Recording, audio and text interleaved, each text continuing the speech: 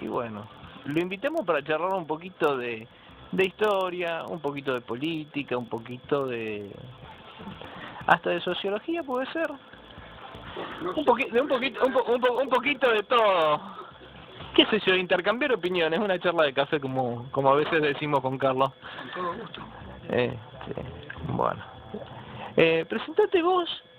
Yo dije que sos Adolfo Rosas, fuiste candidato a intendente, sos un militante político, obviamente. Sí, eso es lo que quería aclarar. Sí, yo soy historiador, soy licenciado en Historia, egresado de la Universidad Nacional de Rosario. Vivo en esta ciudad desde hace 41 años y efectivamente soy un militante político. Pero traté de ver cómo sistematizaba determinadas cosas que uno había aprendido en la militancia, tratando de estudiar. Por eso hice la carrera de licenciatura en Historia y con la cual ya terminé.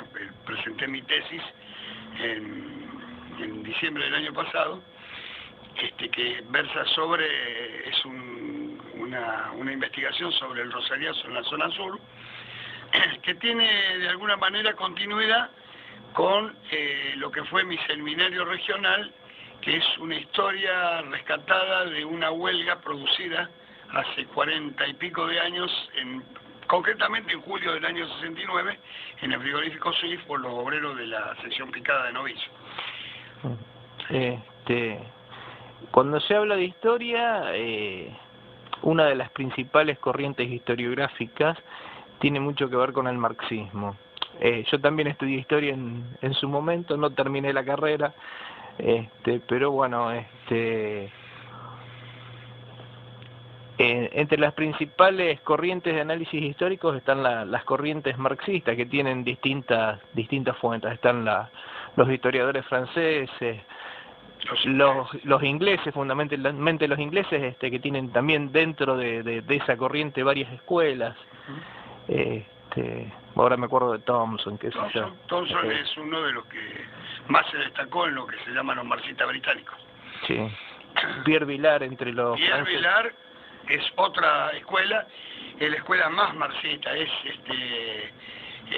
era un catalán que se radicó en Francia, y fue uno de los más brillantes historiadores que tuvo. Murió no hace mucho tiempo, 90 y pico de años tenía.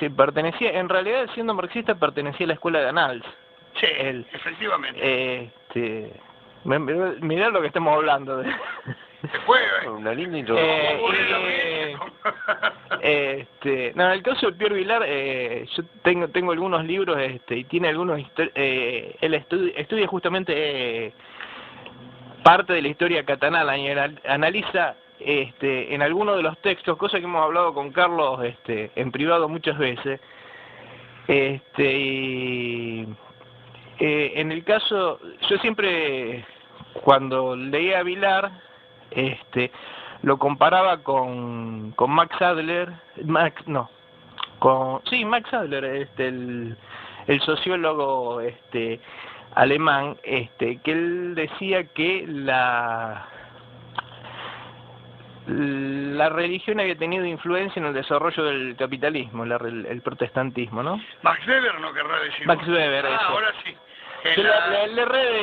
Max Weber era el que decía en el libro de él, y él rescataba Max Weber era el aporte teórico de la burguesía, como lo fue Marx al proletariado. Entonces Max Weber desarrolla en el libro de él protestantismo y capitalismo, sí, algo así. Exactamente, él decía de que el lugar más apto para el desarrollo del capitalismo era el protestantismo, porque eran gente disciplinada, no ingerían alcohol, eran ordenados, etcétera, etcétera. Por lo tanto, era la mejor manera de desarrollar el capitalismo. Sí, sumado a eso, tenés que ponerle que justamente dentro de la época en la cual estuvo lo que se conoce mal nombrado cisma religioso, ¿no? Muchos de los que era propietario en algunos de los Países Bajos y Alemania, lo que tenía como propiedad de la iglesia, un poco impuesto fue expropiado por los reyes. Aparte, ¿por qué motivo fue expropiado? El motivo fue sencillo, no pagamos ningún tipo de impuestos para la época. Ahora vos decís, no pagan impuestos. El único impuesto que no paga la Iglesia Católica hasta el día de hoy es el impuesto inmobiliario. Y eso viene desde la época de Constantino, ¿no? ¿Qué es lo que ayuda a eso? Que lamentablemente todo lo que se producía quedaba fuera de lo que era la recaudación del Estado. Entonces, por parte de muchos reyes, príncipes y al mismo tiempo algún que otro caudillito por ahí dando vuelta, buscaba justamente, y esto tarifa de impuestos es plata para mi arca. Tenemos lo que fue la Edad Media, después gran parte de la Baja Edad Media, la Marosia y algunos otros, que manejaban el papado como más le gustaba. Hasta hubo un papa de 9 años, con 9 años fue investido de papa. O sea, vos podés decir, bueno, sí, el protestantismo tiene las particularidades de qué, pero ¿en base a qué justamente tiene eso? De diferenciarse del catolicismo, de lo que se venía haciendo algunos curas, justamente, ser un poco más ordenado, no meterse en política, entre comillas no meterse en política. Pero fueron las cualidades con las cuales se desarrolló el capitalismo. Ahora, ¿querés decir algo? Dale. No. Yo también, porque yo a lo que apuntaba era otra cosa que nos fuimos yendo, que tenía que ver con lo de Pierre Vilar, que yo decía que cuando vos agarras los estudios de Pierre Vilar y empezás a ver los datos, justamente vas viendo que los lugares donde se empiezan a producir estos cismas religiosos son donde el capitalismo se empieza a desarrollar, empieza a surgir. No, yo, bueno, primero, ya que mencionaron a Pierre Vilar, algo muy interesante en Pierre Vilar. Lo tengo anotadito porque siempre lo es mi frase de cabecera. Pierre Vilar decía que es deshonesto proclamarse objetivo cuando se ha tomado partido y es tonto creerse objetivo si se es partidario. ¿Y quién no lo es? Por lo tanto, él, cuando opinaba desde un lugar y no lo ocultaba. Es decir, no se ocultaba bajo esa falsa objetividad que se pretende a veces poner a los historiadores, cuando en realidad el historiador escribe desde un lugar ideológico. Escribe de acuerdo a su pensamiento ideológico. Con respecto a lo que vos decías al tema de las luchas interreligiosas, Marx, cuando hace todo su estudio y llega a la conclusión de que la historia de la humanidad había sido la historia de la lucha de clases, aún los conflictos religiosos, decían, porque en definitiva eran problemas económicos. Entonces, lo de Martín Lutero tiene una importancia fundamental en lo que fue la reforma, que después le contestan la contrarreforma de España, ahí tiene que ver con el problema del campesinado alemán, o sea, tiene que ver con eso, con el tema de el problema económico que se había producido entre los grandes señores terratenientes y entre lo que la Iglesia tenía un papel destacado, porque si hay alguien que había acumulado fortuna y sostenedora principal del feudalismo fue precisamente la Iglesia Católica. Entonces es muy importante recién, por ejemplo, cuando mencionabas lo de Marx. En el fondo, la lucha económica, que es lo único que hay. Quien haya estudiado historia de la Iglesia, como es mi caso particular, te puedo llegar a decir, sí, es verdad, la Iglesia ha tenido posesiones, pero ¿cuál fue el motivo de haber tenido posesiones? Recordémonos y paremos en la época en la cual comienza el avance del pueblo bárbaro sobre Europa, ¿no? Muchos para modo de proteger su pequeño peculio, ¿qué es lo que han hecho? Donaron a la Iglesia. Sí. Vos me vas a decir, pero ¿cómo? ¿Los bárbaros no tocaron la Iglesia? Te remonto más en el tiempo todavía. Cirilo y Nestorio fueron dos monjes que estuvieron en la zona de los pueblos bárbaros donde estuvieron un poco evangelizando. Entonces, ya venían con un pequeño conocimiento cuando ingresan los bárbaros en Europa de lo que era el catolicismo y no lo tocaron por ese motivo. Claro, las luchas bien de poder, como decís, y el deseo por ahí del ser humano de siempre de tener más a costilla de invertir lo menos posible, es lo que ha llevado a esa lucha de intereses. Un poco yo trato de dejar de lado lo que sea el tema de cada uno. Ahora, si uno vamos a esta época y decimos, hoy por hoy no se da, hoy por hoy no tenemos un país como Estados Unidos que te dice, no, somos protestantes, somos pentecostales o bautistas, pero vos tenés que bajo la figura de esos dos están camuflados detrás de lo que son los republicanos y el otro partido, y es una puja perfectamente religiosa en el fondo. Sí, bueno, podemos... O económica. Yo creo que es disfrazada de religiosa.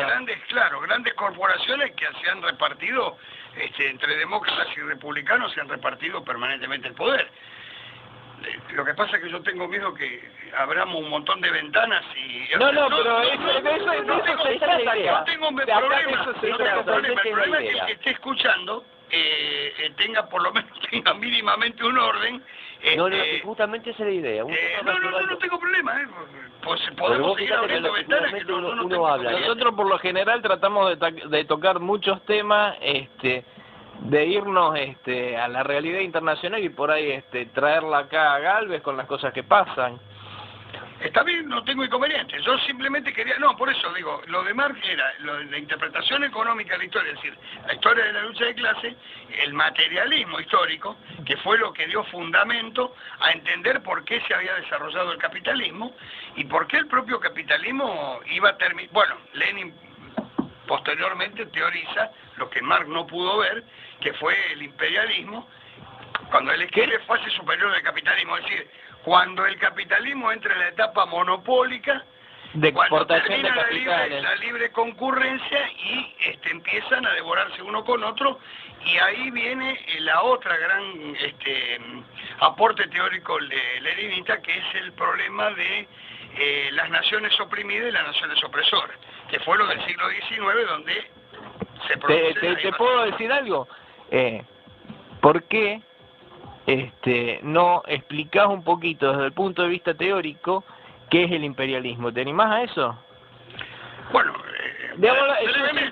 son cinco puntos. Sí, brevemente, en primer lugar, el capitalismo sí surge como una lucha contra el feudalismo, triunfa después de muchos años, porque estos son procesos muy largos, no son cosas... No son cosas que la ve una generación. Exacto, son 300, 400 años a lo mejor de lucha, hasta que triunfa después de la Revolución Francesa, pero no se consolida inmediatamente, pasan unos cuantos años. Entonces, el capitalismo de libre concurrencia, aquello del mercado, etcétera, etcétera, termina cuando empiezan a concentrarse en pocas manos las empresas, uno de los rasgos fundamentales.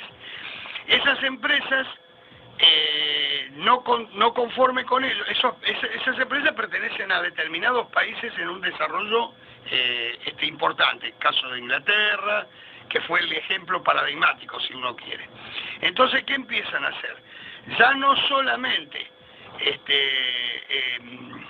toman materia prima de esos países a los cuales ellos van a ir a invadir con su producto, sino que además exportan capitales. La exportación de capitales tiene que ver con mandar un capital a un país, poner a producir determinada área que a ellos les interesa y llevarse la riqueza para para el país de origen. Claro, pero más que para el país de origen, para los bolsillos del capitalista. Por supuesto, pero ese país de origen cobija a esa clase, a esa corporación, como decía Lenin, los cárteles que se van produciendo, se van fusionando y se van devorando unos con otros. Son los rasgos fundamentales del imperialismo, que es lo que teoriza Lenin, que no puede ver Marx por una cuestión de tiempo nada más. Si vamos al caso, uno termina pensando, de acuerdo a lo que es la historia a lo largo de todo su recorrido, tenemos grandes imperialismos como lo fueron los griegos, como fueron los romanos, como fueron muchos, que hacían prácticamente lo mismo en el fondo. O sea, no es algo relativamente nuevo, es casi tan viejo como el mundo. Sí, la diferencia está que el modo de producción en esa época no era el modo de producción capitalista, era un modo de producción anterior al feudalismo, inclusive fue el modo de producción esclavista, porque en definitiva, que esa es la otra cosa que analiza Marx, los modos de producción. Es decir, la forma en la forma en que se extrae la plusvalía. Exacto. Entonces, el esclavismo tenía una razón de ser. Era, yo mantengo un determinado sector por la comida y trabaja para... Si primero fueron esclavos por guerra, después terminaron siéndolo por deuda, hasta que terminaron esclavizando pueblos enteros que trabajaban